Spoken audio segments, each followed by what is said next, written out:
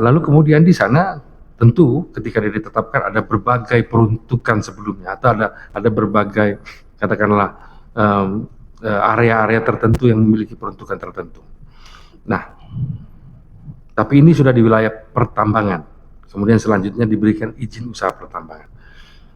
Bagaimana memandang hutan yang ada di wilayah dan wilayah pertambangan dan hutan yang ada di wilayah izin usaha pertambangan? Mohon pencerahannya.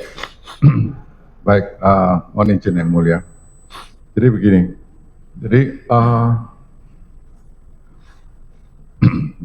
dari kacamata dunia akademiknya. Jadi setelah perkembangan ilmu macam-macam itu, kemudian kesadaran terhadap lingkungan berkembang, ya, mulai dari tahun 70-an lah maraknya itu sampai sekarang. Nah, itu mempengaruhi cara pemerintah mengambil keputusan, ya, termasuk dalam industri pertambangan. Kalau dulu orang itu menambang, pertambangan itu benefit cost analysis dilakukan, tetapi dalam cost-nya itu ya cost bahan bakar, cost tenaga kerja, cost listrik, kayak begitu. Tapi dengan kesadaran lingkungan yang semakin meningkat, cost-nya itu, biayanya itu bukan hanya itu loh, tapi juga ada korbanan lingkungan. Oke, jadi namanya benefit cost analysis itu di extend itu, cost-nya terutama harus mencakup soal kerugian lingkungan, biaya lingkungan lah, gitu. Nah, berdasarkan benefit cost analysis itulah negara memutuskan apakah ini ditambang atau tidak. Oke, kalau benefitnya lebih besar daripada cost-nya, tambang. Kalau tidak ditambang. Nah, ketika negara sudah memutuskan bahwa itu ditambang, dan kita tahu kalau ditambang itu tambang terbuka, itu ya pasti apa yang ada, mau kebun, mau hutan, itu pasti rusak, udah pasti itu. Nah, tetapi kerusakan itu sudah disadari sejak awal. Apakah itu kerugian? Negara melihatnya, ya itu kerugian lingkungan, biaya, itu biaya lingkungan. Nah, dengan kesadaran bahwa itu biaya lingkungan, kemudian negara harus mengcapture itu. Kerugian ini jangan dilepaskan begitu saja, ini harus, negara itu harus memperoleh, ya, untuk dari kerugian itu. Bentuknya apa? Negara harus mengcapture-nya itu melewat royalti, kemudian melewati land rent, mungkin pajak lingkungan kalau ada, kemudian PPP, dan kemudian juga kewajiban melakukan reklamasi. Nah, sehingga kerusakan-kerusakan yang hilangnya hutan segala macam itu sudah diperhitungkan oleh negara dan itu ditanggung oleh negara, nggak bisa lagi dibebankan kepada orang yang menambang. Itu sudah terhitung di saat mengambil keputusan bahwa ini ditambang atau tidak ditambang. Itu. Jadi itulah ininya. Baik, pertanyaan saya lebih lanjut. Misalnya begini, ahli, katakanlah ini kan wilayah pertambangan, di wilayah pertambangan itu kemudian diterbitkan izin usaha pertambangan. Benar. Ternyata ada, katakanlah bukan tumpang tindih ya, ada juga misalnya di situ hutan lindung, ada hutan hutan taman rakyat, ada kawasan konservasi, ada hutan tanaman industri, ada hutan produksi, gitu ya. Nah, tapi kan wilayah itu sudah ditetapkan sebagai wilayah pertambangan dan ada yang diberikan izin. Nah, terkait dengan kewajiban-kewajibannya, bagaimana memandangnya itu, ahli? Dan ya itu dulu pertanyaan saya. Ya, jadi sebetulnya menjadi tidak relevan ya ketika izin itu dikeluarkan untuk tempat itu untuk ditambang. Apakah itu hutan lindung, hutan produksi atau apa saja, itu sudah diperhitungkan sejak awal. Jadi udah nggak relevan lagi dalam konteks ini nanti siapa yang bertanggung jawab terhadap apa. Ya, terhadap kerusakan yang tadi itu, hilangnya hutan segala macam, itu sudah negara sudah memutuskan itu tanggungan negara. Nah, sekarang oke, penambangnya tanggungnya apa? Negara akan mewajibkan setelah tambang selesai dilakukan reklamasi. Ya. Nah, sekarang apakah reklamasi yang dilakukan itu sesuai dengan yang disepakati ya, antara kan itu kan rencananya pun harus disetujui oleh pemerintah atau pemerintah daerah lah kira-kira begitu. Nah, perbedaan itulah yang harusnya diminta pertanggungjawabannya terhadap si penambang, bukan kerusakan hutan. Well, kerusakan hutan itu sudah diperhitungkan oleh negara, bukan lagi tanggung jawab dibebankan kepada penambang. Kalaupun misalnya kita bicara reklamasi atau pasca tutup tambang, tentu peruntukannya itu nanti kemudian setelah selesai tambang adalah peruntukan yang sekelas gitu, nggak mungkin dikembalikan lagi jadi hutan lindung, begitu maksud Ali? Oh ya, jadi kalau dikembalikan lagi ke menjadi seperti semula, ya sampai kiamat ya nggak akan mungkin. Jadi kita realistis saja. Oleh karena itu rencana reklamasinya itu kan harus disetujui oleh pemerintah lah, oleh pemerintah daerah atau mungkin pemerintah pusat juga.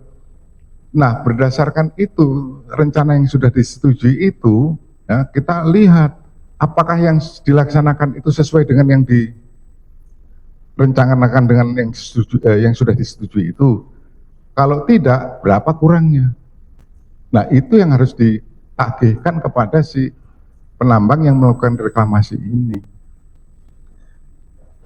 Tapi ahli kan sebagaimana kita ketahui, ini dari tadi kan bicara dari perspektif kehutanannya ya, yang ada di kawasan pertambangan atau wilayah pertambangan. Pertanyaan saya, kalau sebagaimana kita ketahui ada juga satu peraturan Menteri Lingkungan Hidup nomor 7 tahun 2014 tentang mekanisme penghitungan ganti kerugian akibat kerusakan dan atau pencemaran lingkungan hidup. Nah, di situ juga kan ada aspek kehutanan yang dinilai, kerusakannya, aspek hutan. Bagaimana ahli melihat itu atau apa yang bisa ahli berikan pencerahan terkait dengan begini. Jadi ini Permen Lingkungan Hidup nomor 7 2014 ya. Jadi oke. Di permen itu kalau kita ngelihat teksnya ininya ya, teori-teorinya oke saja. Tapi jadi masalah ketika memberikan contoh ya. Contohnya ini yang bermasalah nih. Nggak sesuai itu dengan teori yang diberikan di depannya itu. Ya, jadi apa ya? Contoh yang diberikan itu, saya punya ininya, Anda bisa tunjukkan. Jadi begini, jadi contohnya itu begini. Nah, coba terus. Nah, ini bureng ini, memang, well, ini jadi ada nggak punya. Oke, tapi intinya begini. Jadi baris itu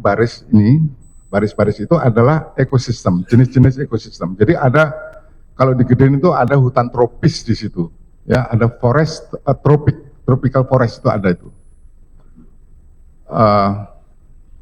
Bisa digedein sedikit aja. Terus. Nah, itu ada forest tuh, kata-kata forest sebelah kiri, terus turun. Oh, ya itu pas di kursornya, dekat kursornya itu tadi. Kursornya diturunin. Nah, itu kan dekat forest tuh. Nah, itu kan forest itu, di bawahnya itu kan ada tropical forest itu kan. Nah, itu ada angkanya itu. Ya, angka untuk jasa-jasa tertentu. Angka itu saya salin, coba berikutnya saya salin nih. Berikutnya, slide berikutnya. Siapa sih? Terus. Nah, angka-angka itu saya salin nih, yang dari Konstansa tadi itu saya salin nih, yang climate regulation, disturbance regulation, water supply, dan seterusnya. Nah, beberapa angka itu diadopsi di Permen LH 7 2014, ya, misalnya water regulation, di sana dibilangnya $6 per hektar per tahun, ya, itu dikalikan 5.000 aja itu. Tetapi satuannya menjadi rupiah per tahun, menjadi rupiah per hektar, tahunnya hilang. Saya nggak tahu kemana tahunnya hilang. Padahal aslinya itu adalah suatu aliran, flow, manfaat, itu menjadi statis itu jadinya. Kemudian soil erosion control misalnya 2, 4, 5 dikalikan 5.000 jadinya adalah 1 juta sekian. Ya, terus kemudian soil formation 10 jadi 50.000 dan seterusnya. Jadi intinya saya ingin katakan adalah Permen LH ya ini itu mengadopsi angka dari Konstansa untuk hutan tropik primer. Nah kalau diterapkan kepada yang bukan hutan ya nggak bisa. Angka ini hanya untuk hutan primer dan angka Konstansa itu adalah angka rata-rata dari macam-macam penelitian dan kisarannya itu kisaran angkanya itu jauh sekali. Coba berikutnya range-nya itu, coba berikutnya. Nah ini range-nya itu range of values. Ini dari penelitian orang lain lagi untuk soil conservation dari 3 sampai 910. Carbon sequestration ya dari 4 sampai 3.400. Jadi lebar sekali kisarannya itu. Ini hutan ya, ekosistem hutan ya. Nah, kira-kira seperti itulah. Jadi kalau ini yang bukan hutan seperti apa? Tidak ada di permen itu. Bisa saya bahasakan dengan bahasa lain bahwa yang dimaksud penghitungan ini adalah ketika satu hutan primer mengalami kerusakan, maka upaya untuk mengembalikannya lagi menjadi hutan primer, maka dihitunglah kos ini. Apakah demikian ini maksudnya? Ya, jadi begini, yang disebut nilai ini apa sih sebetulnya di sini nih kan? Nilai jasa itu apa sih? Ya, coba nilai jasa menurut ilmu valuasi ekosistem ya. Berikutnya coba, berikutnya terus. Ada gambar-gambar terus. Oke. Nah ini nilai jasa ini. Ya, apa itu nilai itu? Ya, nilai itu dari yang paling tinggi apanya itu? Kalau ada itulah yang paling tinggi, priority lah, prioritas tertinggi. Itu adalah ketika consumer surplus ditambah producer surplus, CS tambah PS, itu yang paling bagus. Ya, itu mencerminkan kesejahteraan sosial. Kalau tidak ada itu, ya sudahlah PS saja cukup. Ya. Nah, kalau tidak ada PS yang ini ya Mas, yang kiri. Kalau tidak ada itu, ya sudahlah, nilai transaksinya saja. Yang sebelah kanan itu PS, tapi dengan kurva yang seperti itu. Nah, poinnya adalah, untuk mendapatkan nilai itu tadi, itu harus melibatkan masyarakat. Demand itu adalah masyarakat. Demand, ya, nilai itu bukan versinya ahli, ini versinya masyarakat. Jadi kalau kita mau melakukan valuasi, itu harus tanya masyarakat. Siapa yang menikmati jasa itu? Kalau tidak